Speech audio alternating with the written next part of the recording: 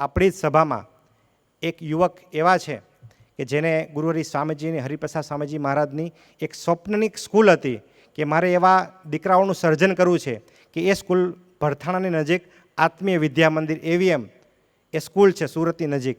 ત્યારે સ્વામીજીનું સ્વપ્ન હતું કે મારે એવા દીકરાઓનું સર્જન કરવું છે કે એ દીકરાઓ આ સ્કૂલમાં ભણશે તો મોટા થઈને સ્વામી વિવેકાનંદ જેવા થશે, સરદાર વલ્લભભાઈ પટેલ જેવા થશે, એમનું વ્યક્તિત્વ એવું થશે. એવી સ્વામીજીની સ્વપ્નની એક સ્કૂલ છે આત્મીય વિદ્યા મંદિર કોડી ભરથાણા સુરતની નજીક. તો એ મંદિરમાં આત્મીય વિદ્યા મંદિર સ્કૂલમાં અભ્યાસ કરીને અત્યારે અહીંયા ગોધરામાં જ પોતે સ્થાયી થયેલા છે અને સારામાં સારી પોતે જોબ કરે છે એવા અક્ષતભાઈ ગાંધી એમને પ્રાર્થના કરીએ કે આપ જ્યારે એ સ્કૂલમાં ભણતા ત્યારે આપને ગુરુહરિ પ્રભુ સ્વામીજી મહારાજના દિવ્ય નિસ્વાર્થ પ્રેમનો જે અનુભવ થયો છે એ અમને શેર કરવા માટે પધારે. પુલકો અક્ષતભાઈ ગાંધી. સર્વ ભક્તોને જય સ્વામિનારાયણ. હું માત્ર 2 મિનિટમાં મારો એક ખૂબ નાનો ઇન્સિડન્ટ જેને આપણે પ્રસંગ કહીએ છીએ એ શેર કરીશ. હું મૂળ તો ગોધરાનો જ છું, પણ વર્ષોથી 2007થી ગોધરામાં થઈ રહેલા કોમી રમખાણોના લીધે મારા મા બાપે મને બહાર ભણવા માટે પંચગની મૂક્યો હતો.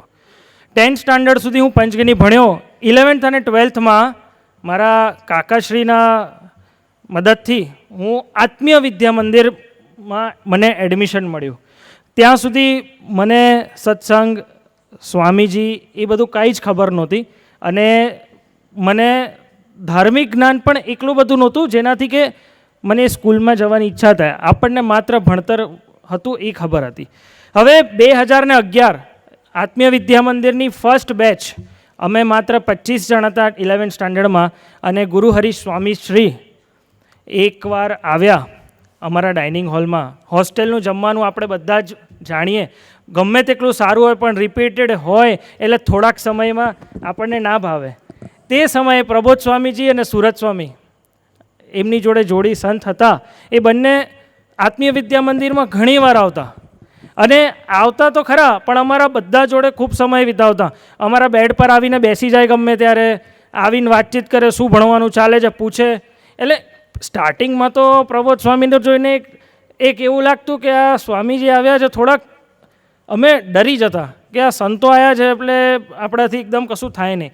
એકવાર એવો પ્રસંગ બની ગયો કે 12th સ્ટાન્ડર્ડની એક્ઝામ નજીક હતી, IIT JEEની અને બોર્ડ્સની એક્ઝામ નજીક હતી. પ્રબોધ સ્વામીજી આવ્યા, રાત્રે 11:30 થયા હતા. અમે બધા મસ્તી કરતા હતા અને સુરત સ્વામી સેવ મમરા લઈને આવ્યા હતા. એકદમ પ્રબોધ સ્વામી આવ્યા, એમની આંખોને જોઈને અમે ડરી ગયા. અમે સુરત સ્વામી કીધું આઈ બની.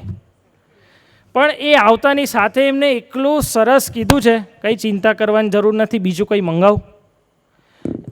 કાલે એક્ઝામ અને આજે રાત્રે અમે મસ્તી કરતા હતા. કોઈ બી સંત કે કોઈ બી ટીચર આવે તો શું કે આ તમે શું કરો છો? આ જસ્ટ બેઝિક. આવા વાતાવરણમાં અમને એમનો જે અનુભવ થયો છે, અમુક વસ્તુ માત્ર અનુભવ કરીને ખબર પડે. બીજું આ એક અનુભવ છે. આવા ઘણા બધા એવા અનુભવ આત્મીય વિદ્યા મંદિરમાં થયા અને આત્મીય વિદ્યા મંદિરનું યુનિકનેસ જે છે જેનાથી અમને સ્વામીજી જેવા સંત મળ્યા એ છે કે એમના શિક્ષકો. એજ્યુકેશન બધે જ છે, ભણતર બધે સરખું છે, પણ સંસ્કાર બધે નથી મળતા. જેમ પ્રભુદર્શન સ્વામીએ કહ્યું કે કુસંસ્કારને દૂર કરવામાં કાઢવાની જરૂર નથી, સંસ્કારને રેડવા પડે. એ જ રીતે 11th અને 12th એક એવી ઉંમર હોય છે કે જ્યાં કાં તો આમ બે રસ્તા હોય છે અને એના પછી કોલેજ હોય છે. સ્વામીજીએ અમને કીધું હતું તમે આ દુનિયાના કોઈ બી ખૂણામાં જશો, તમારે ચિંતા કરવાની જરૂર નથી, ધર્મ અને સત્સંગ તમને સામેથી શોધતો આવશે. આજે હું ગોધરા આવ્યો, આના પહેલાં 6 વર્ષ હું દિલ્હી હતો, ભારતીય જનતા પાર્ટીની એક ટીમમાં હું કામ કરતો હતો.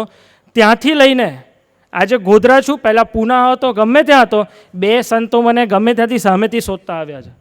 આ ચમત્કાર કહેવાય કે આપણે એને સ્વામીજીના આશીર્વાદ સમજીએ, જે પણ હોય. પણ સંતો આવ્યા એ મહત્ત્વનું નથી, એમના સત્સંગના કારણે ડાયરેક્શન્સ બદલાઈ ગઈ એ મહત્ત્વનું છે. તો આપ સૌને વિનંતી કરીશ કે ગોધરા જેવી નગરીમાં જ્યારે પ્રબોધ સ્વામીજીનું આગમન થયું છે, આપણે એક એવો સરસ સમાજ, એક એવું સરસ કમ્યુનિટીનું નિર્માણ કરીએ જેનાથી આપણે કોઈ બી ધર્મ ના હોય. હું પોતે જૈન છું, આપણે કોઈ બી ધર્મ ના હોઈએ, પણ સારી વસ્તુ દરેક ધર્મમાંથી કે દરેક સત્સંગમાંથી ગ્રહણ કરવી, એ જ અમને સ્વામીજીએ શીખવાડ્યું છે. That's it. Thank you. આપ સૌનો ખૂબ ખૂબ આભાર. તમે સાંભળ્યું.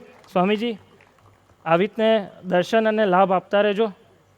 અમને આત્મીય વિદ્યા મંદિરનું સંસ્કાર અમારામાં પડતા રહે એ માટે આશીર્વાદ આપજો.